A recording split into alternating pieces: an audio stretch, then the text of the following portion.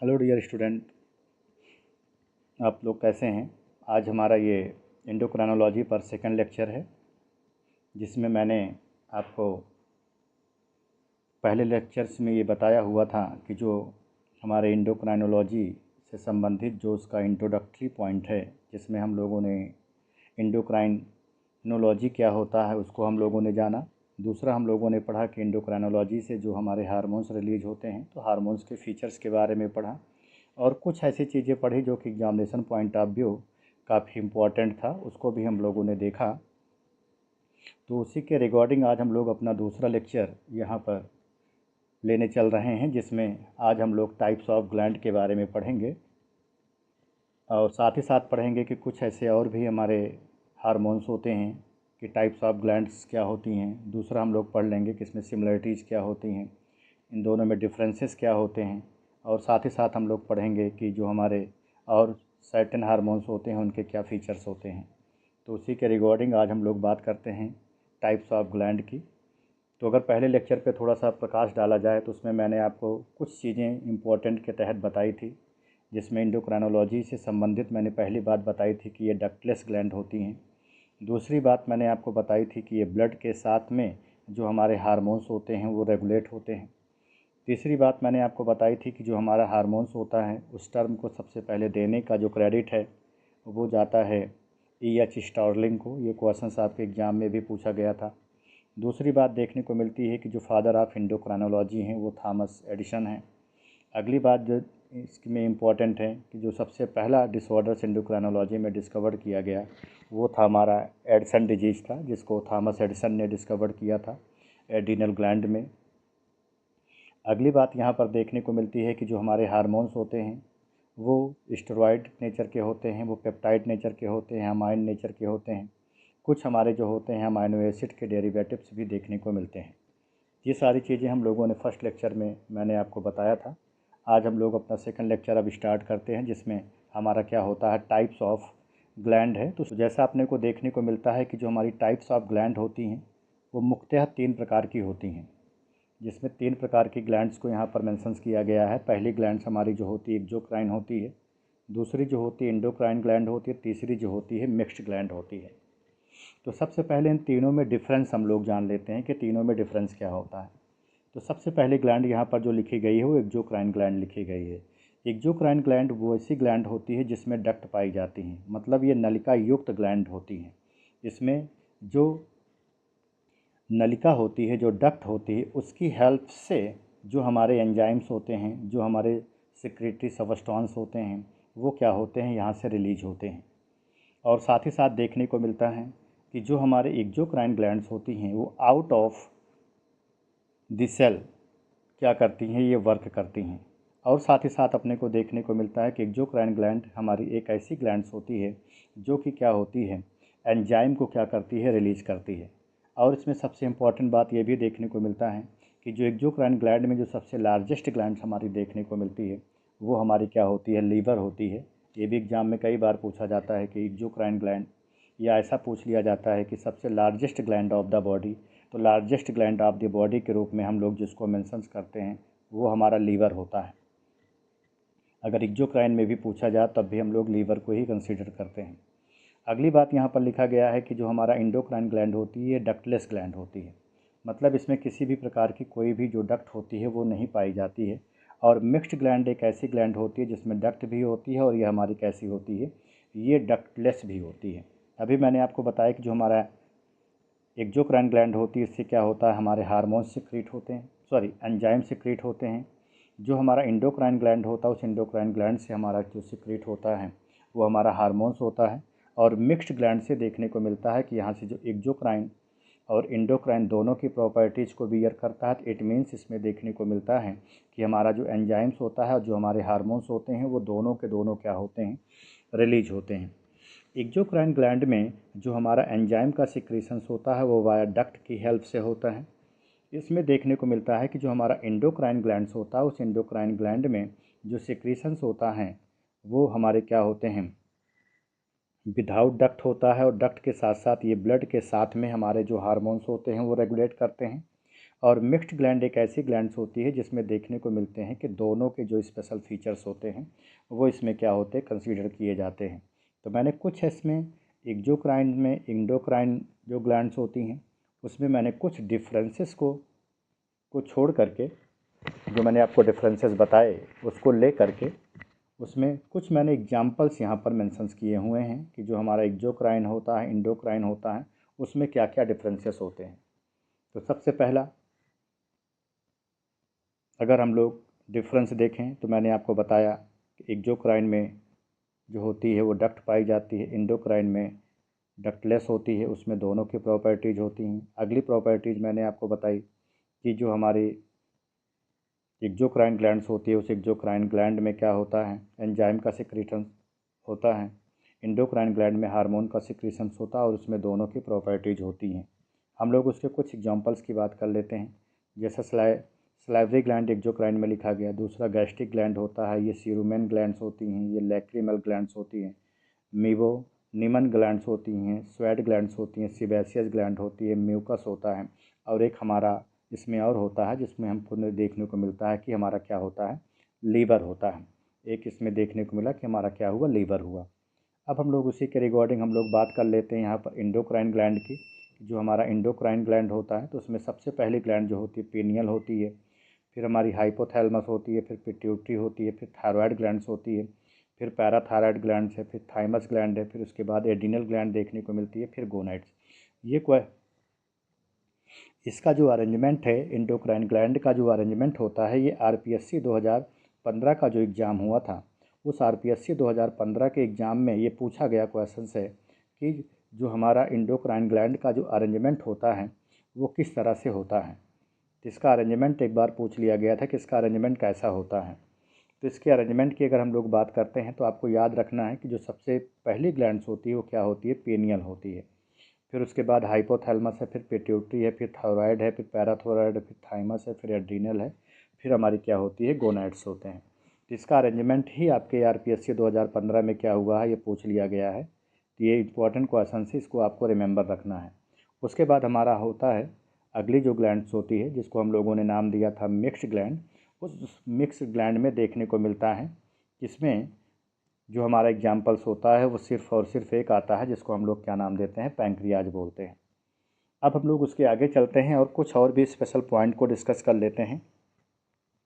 इसमें देखने को मिलता है कि जो हमारे हार्मोन्स होते हैं वो क्या होते हैं। तो मैंने आपको पहले भी बताया था कि हार्मोन्स हमारे बेसिकली क्या होते हैं, एक केमिकल सबस्टेंस होता है जो कि क्या होते हैं, डिफरेंट टाइप के स्पेशल केमिकल सबस्टेंस से क्या होते हैं, मिल करके बने हुए होते हैं।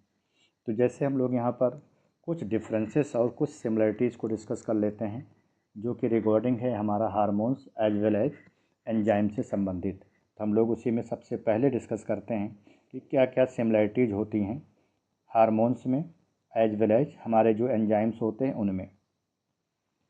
तो सबसे पहला ये इसमें डिफरेंस देखने को मिलता है कि ये दोनों के दोनों जो होते हैं वो क्या होते हैं, माइन्यूट अमाउंट में क्या होते हैं, सिक्रेट किए जाते हैं।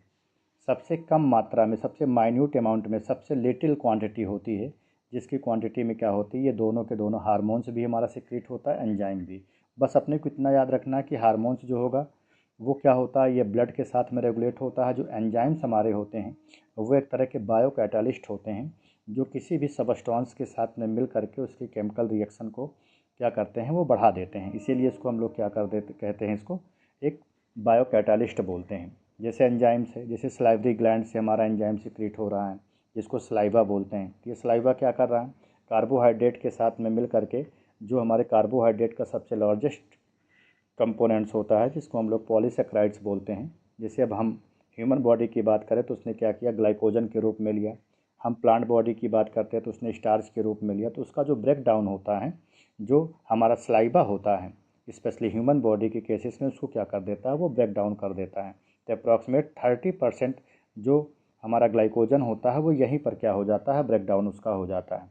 किसकी हेल्प से, सलाइवा की हेल्प से। तो ये तो हमारा एंजाइम्स है। तो इसीलिए मैंने बताया कि एंजाइम्स जो होता है एक बायोकैटालिस्ट होता है जो कि फूड सबस्टेंस के साथ में मिल करके या जो हमारा फूड होता है उसके साथ में मिल करके क्या करता है, उसके रिएक्शन रेट को बढ़ा देता है ताकि हमारा जो कॉम्प्लेक्स फूड पार्टिकल्स है वो सिंपल से सिंपल फूड पार्टिकल्स में आसानी के साथ में क्या हो सके, उसका ब्रेक डाउन हो सके।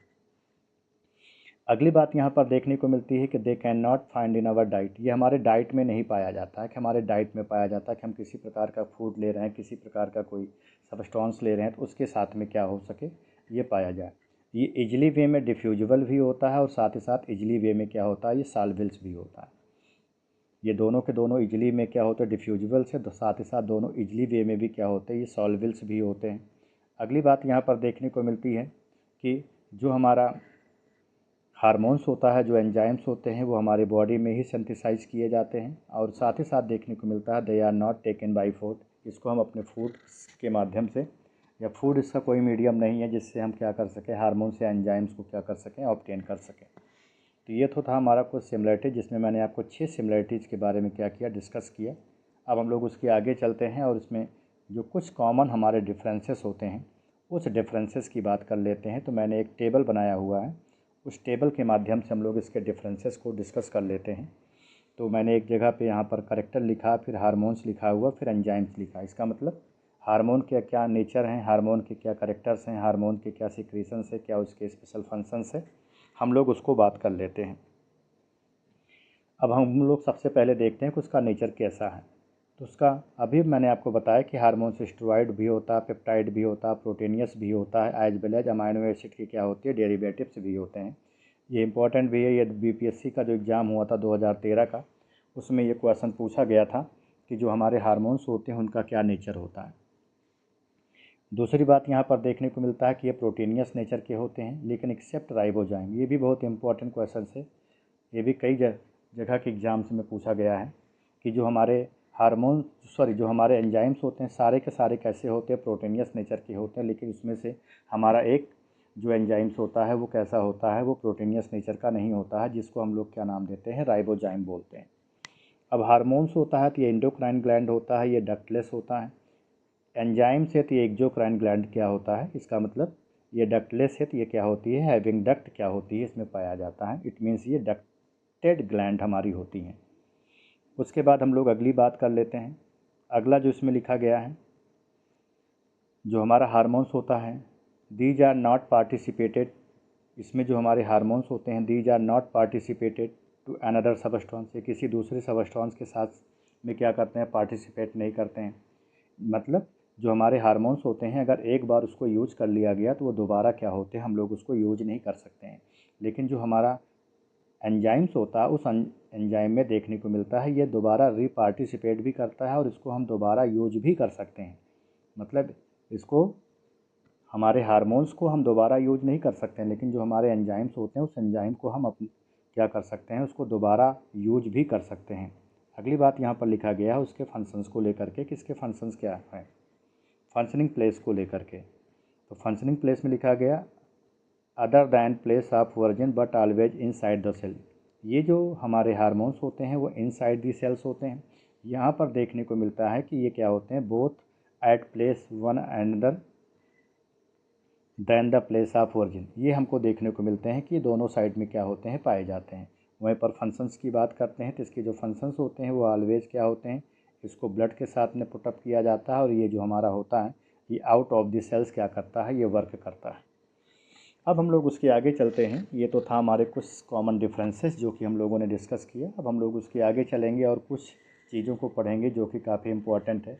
जैसे हमको देखने को मिलता है कि कुछ हमारे जो हार्मोन्स होते हैं वो क्या करते हैं, एक दूसरे के साथ में रेगुलेट करते हैं, दोनों एक दूसरे की स्पेशल प्रॉपर्टीज़ को फॉलो करते हैं। लेकिन कुछ ऐसे हमारे हार्मोन्स होते हैं दो जो कि क्या होते हैं, दोनों एक दूसरे के एंटागोनिस्ट होते हैं, दोनों एक दूसरे के अपोजिट काम करते हैं। तो ऐसे हार्मोन्स जो एक दूसरे के सिमिलर होते हैं, एक दूसरे की स्पेशल प्रॉपर्टीज़ को फॉलो करते हैं और दोनों एक दूसरे के साथ में रेगुलेट होते हैं, वो ऐसे हार्मोन्स जो होते हैं वो हमारे सिनर्जिज्म हार्मोन कहलाते हैं। लेकिन ऐसे हार्मोन्स जो एक दूसरे की प्रॉपर्टीज़ को इन्फ्लुएंस करते हैं, तो ऐसे हार्मोन्स जो हमारे होते हैं वो क्या कहलाते हैं, एंटागोनिस्ट हार्मोन्स होते हैं। एक हमारा पैरा हार्मोन्स होता है, एक लोकल हार्मोन्स होते हैं। तो हम लोग इन चारों की बात कर लेते हैं वन बाय वन करके। तो पहला जो हमारा हार्मोन्स यहाँ पर लिखा गया है वो कौन सा हार्मोन्स है, वो लोकल हार्मोन सिनर्जिज्म हार्मोन्स है। तो सिनर्जिज्म हार्मोन्स एक ऐसा हार्मोन्स होता है जिसमें दो हार्मोन्स जो होते हैं वो एक दूसरे के साथ में क्या करते हैं, रेगुलेट होते हैं, एक दूसरे के साथ में काम करते हैं और एक दूसरे को क्या करते हैं, उसकी इवेंट्स को, उसके प्रोसेस को क्या करते हैं, वो कंट्रोल भी करते हैं। तो ऐसे हार्मोन जो होते हैं वो सिनर्जिज्म हार्मोन्स कहलाते हैं, जिसमें लिखा गया है कि इसमें जो हमारे हार्मोन होते हैं वो FSH एंड LH। FSH का मतलब होता है फॉलिकल स्टिमुलेटिंग हार्मोन, इसको हम लोग फॉलिकल स्टिमुलेटिंग हार्मोन बोलते हैं, और LH जो हार्मोन्स होता है उसको हम लोग ल्यूटिनाइजिंग हार्मोन का नाम देते हैं। और अगला इसी क्रम में इसका दूसरा एग्जाम्पल जो है वो है ग्लूकागान एंड कार्टिसोल। दूसरा जो इसका एग्जाम्पल है वो ग्लूकागान एंड कॉर्टिसोल। इसका मतलब दो ऐसे पर्टिकुलर हमारे हार्मोन्स होते हैं जो कि देखने को मिलता है कि वो सिनर्जिज्म होते हैं। FSH और LH हार्मोन देखने को मिला, अगला जो ग्लूकागान एंड कॉर्टिसोल। ये कॉर्टिसोल की बात करते हैं तो इसी को हम लोग दूसरे शब्दों में ग्लूकोकार्टिकॉइड हार्मोन्स बोलते हैं। ये ग्लूकोकार्टिकॉइड जो हमारा हार्मोन्स होता है वो एड्रीनल कॉर्टेक्स में क्या होता है, इट मीन्स एड्रीनल ग्लैंड का जो एड्रीनल कॉर्टेक्स रीजन्स होता है वहाँ से सिक्रीट होता है। ग्लूकागान की बात करते हैं तो ये हमारा पैंक्रियाटिक हार्मोन्स होता है। FSH और LH हार्मोन्स की बात करते हैं तो जो हमारे पिट्यूटरी ग्लैंड होती है और पिट्यूटरी ग्लैंड में जो हमारे anterior lobe of pituitary gland होती है, ये दोनों हार्मोन्स क्या होते हैं, वहाँ से रिलीज होते हैं। उसके बाद अगला जो हमारा है वो हमारा होता है एंटागोनिस्टिक हार्मोन। हम लोग एंटागोनिस्टिक हार्मोन्स की बात करते हैं कि जो हमारा एंटागोनिस्टिक हार्मोन्स होता है वो क्या होता है। तो मैंने आपको बताया कि ये क्या करते हैं, एक दूसरे की प्रॉपर्टीज़ को इन्फ्लुएंस करते हैं और एक दूसरे के अगेंस्ट क्या करते हैं, ये वर्क करते हैं। अगर एक दूसरे के अगेंस्ट वर्क करते हैं तो ऐसे हार्मोन जो होते हैं ये एंटागोनिस्टिक हार्मोन्स कहलाते हैं। जैसे हमारा इंसुलिन एंड ग्लूकागान है। दूसरा है MSH एंड मेलेटोनिन हार्मोन्स है। अगला जो इसी क्रम में तीसरा एग्जाम्पल है वो है थायरोकैल्सिटोसिन, कैल्सिटोनिन एंड पैराथ हार्मोन। तो इसमें भी तीन एग्जाम्पल देखने को मिला कि जो हमारे एंटागोनिस्ट होते हैं, जैसे इंसुलिन होता है। इंसुलिन जो होता है ये हमारा पैंक्रियाटिक हार्मोन्स होता है। ग्लूकागान भी जो होता है ये हमारा पैंक्रियाटिक हार्मोन्स होता है, जो कि देखने को मिलता है जो आइसलेट्स ऑफ लंगरहैंस की कोशिकाएँ होती हैं वो यहाँ से सिक्रीट होता है। जो हमारा इंसुलिन होता है वो बीटा सेल से रिलीज होता है, जो हमारा ग्लूकागान होता है वो अल्फा सेल से क्या होता है, रिलीज होता है। वहीं पर देखने को मिला कि जो हमारा अगला जो पर्टिकुलर हार्मोन्स होता है जिसको हम लोग MSH एंड मेलेटोनिन हार्मोन्स बोलते हैं। MSH का मतलब होता है मिलेनो स्टिमुलेटिंग हार्मोन या मिलेनोसाइट स्टिमुलेटिंग हार्मोन्स बोलते हैं, जो कि हमारी जो पिट्यूटरी ग्लैंड होती है उस पिट्यूटरी ग्लैंड में जो पार्स इंटरमीडिया का पार्ट होता है वहाँ से देखने को मिलता है कि जो हमारा MSH हार्मोन्स होता है वो रिलीज होता है। और अगला जो हमारा हार्मोन्स होता है वो मेलेटोनिन हार्मोन्स होता है। नेक्स्ट को देखने को मिलता है तो हमारा थायरोकैल्सिटोनिन एंड पैराथ हार्मोन्स होता है, जो कि थायरॉयड ग्लैंड से एज वेल एज क्या होता है, हमारा पैराथायरॉयड ग्लैंड से क्या होता है, ये रिलीज होते हैं। तो ये तो था हमारा एंटागोनिस्टिक हार्मोन्स, जो कि देखने को मिलता है एक दूसरे के अपोजिट अथवा एक दूसरे के अगेंस्ट क्या करते हैं, वर्क करते हैं। अब हम लोग अगले क्रम में आ जाते हैं और अगला जो हार्मोन्स पढ़ते हैं वो हमारा हार्मोन्स होता है पैरा हार्मोन्स, कि जो हमारा पैरा हार्मोन्स होता है वो क्या होता है।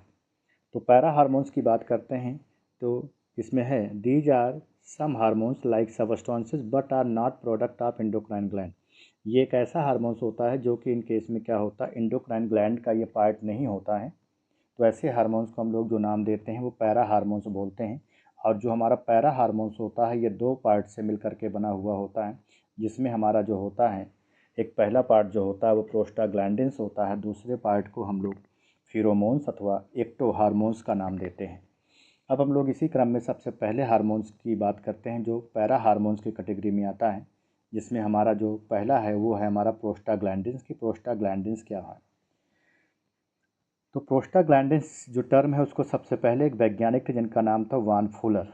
वान फुलर वैज्ञानिक ने सबसे पहले 1937 ईस्वी में क्या किया था, 1937 ईस्वी में सबसे पहले उन्होंने प्रोस्टाग्लैंडिन्स टर्म को क्या किया था, इंट्रोड्यूस किया था। और उन्होंने बताया था कि जो हमारा प्रोस्टाग्लैंडिन्स होता है वो सबसे पहले जो होता है वो ह्यूमन के सीमेन में देखा गया। सीमेन जो होता है वो एक तरह का न्यूट्रिएंट मटेरियल्स होता है जो कि मेल की बॉडी से क्या होता है, रिलीज होता है। मेल की बॉडी में जो टेस्टिस होता है ड्यूरिंग द फर्टिलाइजेशन टाइम में उसकी बॉडी से क्या होता है, सबसे पहले वहाँ से क्या होता है, सीमेन रिलीज होता है, जो कि एक तरह का न्यूट्रिएंट अथवा चिपचिपा क्या होता है, पदार्थ होता है। और बात करें कि इसका जो स्टोरेज होता है वो से ह्यूमन बॉडी में जो मेल बॉडी होती है उसके सेमिनल विजाइकल्स में होता है, और सेमिनल विजाइकल्स जो होता है वो सबसे चीप सोर्स होता है प्रोस्टाग्लैंडिन्स के सीमेन का, क्योंकि उसमें क्या होता है, जो सीमेंस होता है वो स्टोर्ड होता है। और अगली बात देखने को मिलती है कि जो इसका इंटरमीडिएट प्रिकर्सर्स होता है वो क्या है। तो इंटरमीडिएट प्रिकर्सर्स की बात करते हैं कि प्रोस्टाग्लैंडिन्स में, तो उसमें देखने को मिलता है कि इसमें कुछ हमारे इसेंशियल अनसैचुरेटेड फैटी एसिड्स होते हैं, जिसमें हमारा देखने को मिलता है कि linoleic acid as well as क्या होता है, हमारा आर्किडोनिक एसिड आता है। तो इसका मतलब जो हमारे इसेंशियल अनसैचुरेटेड फैटी एसिड्स होते हैं वो क्या होते हैं, इसके इमीडिएट प्रिकर्सर्स माने जाते हैं, वो भी किसके, प्रोस्टाग्लैंडिन्स में, जिसमें हमारे लिनोलोइक एसिड एज वेल एज क्या होते हैं, हमारे आर्किडोनिक एसिड्स होते हैं, जो इसमें देखने को मिलता है। अब हम लोग अगली बात करते हैं, तो पहला जो हमारा हो गया वो क्या हो गया, हमारा प्रोस्टाग्लैंडिन्स। अब दूसरे की बात करते हैं तो वो हमारा आता है फिरोमोन्स, कि हमारे फिरोमोन्स क्या होते हैं। फिरोमोन्स जो होते हैं वो एक तरह के केमिकल मैसेंजर्स होते हैं। एक तरह का क्या होता है, ये भी केमिकल मैसेंजर्स होता है, जो कि क्या होता है, किसी भी एनिमल्स की बात करें, एनिमल किंगडम में जैसे हम लोग बात करें डॉग की बात करते हैं, तो वो भी अपने यूरिन को क्या करते हैं, रिलीज़ करते हैं। तो उसकी स्मेल से क्या कर लेते हैं, वो पहचान लेते हैं कि हाँ हमारा पर्टिकुलर टेरिटोरी क्या है या हम कहाँ पर थे। तो सारी चीज़ों को डिटेक्ट कर लेते हैं, आसानी से डिटेक्ट कर लेते हैं। तो इन केस में वही जो हमारा होता है, ये क्या होता है, release out of the cells होता है, इसीलिए हम लोग इसको इक्टो हार्मोन्स बोलते हैं। इस टर्म को सबसे पहले एक वैज्ञानिक थे जिनका नाम था कार्लसन लश्यर, इन्होंने 1959 में क्या किया था, इस टर्म को सबसे पहले देने का कार्य किया था। और उन्होंने ये कहा था कि जो हमारा फिरोमोन्स होता है वो एक तरह का क्या होता है, सेमी केमिकल होता है। उन्होंने इसको एक नाम दिया था और उन्होंने बताया था कि ये क्या होता है, इसको हम लोग दूसरे शब्दों में सेमी केमिकल्स हार्मोन्स का भी, सेमी केमिकल फिरोमोन्स का भी नाम देते हैं। और अपने को देखने को मिलता है कि जो सबसे पहला फिरोमोन्स होता है वो सबसे पहले जो देखने को मिला था वो सिल्क मॉथ में देखने को मिला, इट मीन्स बॉम्बिक्स मोराई में देखने को मिला। सबसे पहला जो फिरोमोन्स होता है वो बॉम्बिक्स मोराई में देखने को मिला, जिसको नाम दिया गया था बॉम्बिकोल्स। ऐसा माना जाता है कि जो हमारी सिल्क मॉथ होती है, अगर मान लीजिए कि ये एक स्पेसिफिक एरिया है और यहाँ पर हमारी एक सिल्क मॉथ है, अगर मानते हैं कि यहाँ पर हमारी मेल सिल्क मॉथ यहाँ पर है और फीमेल सिल्क मॉथ यहाँ पर है, तो दोनों क्या होते हैं, एक दूसरे की बॉडी को क्या करते हैं, डिटेक्ट कर लेते हैं वाया फिरोमोन्स की हेल्प से, जिसको हम लोग बॉम्बी कॉल्स बोलते हैं। और ये एक दूसरे की बॉडी के क्या होते हैं, नियर्स आ जाते हैं। और इस केस में देखने को भी मिलता है कि कॉपुलेशंस के बाद जब इसमें फर्टिलाइजेशंस होता है, तो फर्टिलाइजेशन के ड्यूरेशन टाइम में जो मेल बॉडी होती है वो डाई हो जाती है, और उसके कुछ ही दिन के बाद, लगभग 4 से 5 दिन के भीतर भीतर देखने को मिलता है, 4 से 5 दिन के अंदर अंदर देखने को मिलता है कि जो फीमेल बॉडी होती है, ये फीमेल बॉडी भी क्या होती है, खाना पीना छोड़ देती है और उसके बाद भी क्या होती है, ये दोनों डाई हो जाती है। इसका मतलब इसमें मेल और फीमेल दोनों जो बॉडी होती हैं वो क्या होती हैं, डाई हो जाती हैं। अब उसी के रिगार्डिंग हम लोग टाइप्स ऑफ फिरोमोन्स की बात कर लेते हैं कि जो हमारे टाइप्स ऑफ फिरोमोन्स होते हैं वो क्या होते हैं। तो टाइप्स ऑफ फिरोमोन्स में हमको कई तरह के फिरोमोन्स देखने को मिलते हैं, जिसमें सबसे पहला जो हमारा फिरोमोन्स होता है वो सेक्स फिरोमोन्स होता है। सेक्स फिरोमोन्स का मतलब होता है कि एक दूसरे के बॉडी को क्या करते हैं, अट्रैक्ट करते हैं, जिसमें सबसे पहला हमारा सिल्क मॉथ है। मैंने आपको बताया भी कि सिल्क मॉथ जो होता है सबसे पहला हमारा फिरोमोन्स होता है जिसको डिस्कवर किया गया, जिसको हम लोगों ने बॉम्बी कॉल बोला। दूसरा जो होता है वो क्वीन सबस्टांस होता है, जो कि हनी बी में देखने को मिलता है। हनी बी की भी एक इंटरेस्टिंग कहानी होती है। सिल्क मॉथ में जो हमारा होता है, इसमें मेल बॉडी और फीमेल बॉडी दोनों डाई हो जाते हैं, लेकिन इसमें देखने को मिलता है जो फीमेल बॉडी होती है ये डाई नहीं होती है, लेकिन उसके कंपेयर में जो मेल बॉडी होती है वो क्या होती है, ये डाई हो जाती है।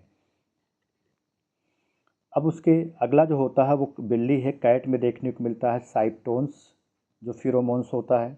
मस्क डियर में देखने को मिलता है कि मस्क कौन क्या होता है, इसमें फिरोमोन्स होता है। तो इस तरह से इसमें देखने को मिलता है कि जो हमारे सेक्स अट्रैक्टेंट फिरोमोन्स होते हैं वो क्या होते हैं, 4 प्रकार के होते हैं, जो कि सिल्क मॉथ में देखने को मिला, हनी बी में देखने को मिला, कैट में देखने को मिला, मस्क डियर में देखने को मिला। और इसी क्रम में जो हमारा अगला फिरोमोन्स होता है उसके टाइप्स में वो देखने को मिलता है कि वो हमारा क्या होता है, एग्रीगेशंस फिरोमोन्स होते हैं, जिसको हम लोग एग्रीगेशन फिरोमोन्स बोलते हैं, जो कि हनी बी में देखने को मिलता है, जिसको हम लोग जिरेडियोल्स बोलते हैं। एक होता है अलार्म फिरोमोन्स, ये डेंजरस सिग्नल्स के लिए होता है। जैसे हम लोग बात करें कि कोई भी हमारा एनिमल्स है, जैसे हम लोगों ने लाइन को ही बात कर ली कि हमारा लाइन्स होता है किस, तो इसकी क्या होती है, अपनी एक खुद की टेरिटोरी होती है। तो उस टेरिटोरी के अंतर्गत अगर कोई भी आ गया तो वो अपनी फिरोमोन्स के थ्रू से क्या करता है, उसको डिटेक्ट कर लेता है। तो ये क्या होता है, एक तरह का डेंजरस सिग्नल भी देता है। कुछ होते हैं मार्किंग फिरोमोन्स होते हैं, ये क्या करते हैं, अपने टेरिटोरी को क्या करते हैं, मार्क कर देते हैं कि ये हमारी पर्टिकुलर टेरिटोरी होती है, और उस फिरोमोन्स के थ्रू से क्या करते हैं, उसको आसानी से वो पहचान जाते हैं कि हमारी ये टेरिटोरी है, ये हमारा प्लेस है जहाँ पर हम रहते हैं। और इसी क्रम में हमारा सबसे लास्ट जो होता है वो होता है हमारा लोकल हार्मोन्स। कि लोकल हार्मोन्स क्या होते हैं। तो लोकल हार्मोन्स एक ऐसे हार्मोन्स होते हैं जो सिक्रीटेड होते हैं वन प्लेस से, और जो वर्क करते हैं एक एडजेसेंट टिश्यू पे, जिसमें देखने को मिलता है कि हमारा एस्टिलकोलिन होता है, हिस्टामाइन होता है, 5 हाइड्रॉक्सो ट्रिप्टोमाइंस होता है, और क्या होता है, ब्रैडिकाइनिन्स। तो ये 5 एग्जाम्पल्स है जो कि लोकल हार्मोन्स में है। ये मैंने इसलिए पढ़ा दिया क्योंकि एग्ज़ाम के पॉइंट ऑफ व्यू काफ़ी इम्पॉर्टेंट है, क्योंकि अब जो क्वेश्चंस का पैटर्न है वो थोड़ा चेंज हो चुका है, और जो आयोग भी जो है वो भी थोड़ा सतर्क हो गया है। अब सारे क्वेश्चंस को जो होता है वो बहुत ही डीप और डेप्थ में पूछता है। तो इसी क्रम में हम लोग जब अगला लेक्चर लेकर के आएंगे, जो हमारा तीसरा लेक्चर होगा, उस तीसरे लेक्चर में हम लोग जो डिस्कस करेंगे वो पढ़ेंगे कि इसकी वर्जिन कैसी हुई, जो हमारी एम्ब्रियोनिक डेवलपमेंट के अकॉर्डिंग जो हमारी ग्लैंड्स होती हैं उनकी वर्जिन कैसी हुई। और वर्जिन के साथ साथ हम लोग ग्लैंड में सबसे पहली जो हमारी एक्सोक्राइन ग्लैंड होती है, इस एक्सोक्राइन ग्लैंड के बारे में हम लोग पूरा का पूरा डिस्कस करेंगे। तो आप लोग इसको ज़्यादा से ज़्यादा शेयर करें, इसको पढ़ें भी। अगर आपको ये लेक्चर अगर आपको बेनिफिशियल लगता है तो अपने दोस्तों को भी बताएं जो कि बायोलॉजी एस्पिरेंट्स हैं, जो कि टीजीटी, पीजीटी की, एलटी की, जीआईसी की तैयारी कर रहे हैं। आप उनको भी शेयर करें, और डेफिनेटली उनके लिए ये काफ़ी हेल्पफुल रहेगा। तो आज के लेक्चर में बस इतना ही। धन्यवाद। जय हिंद।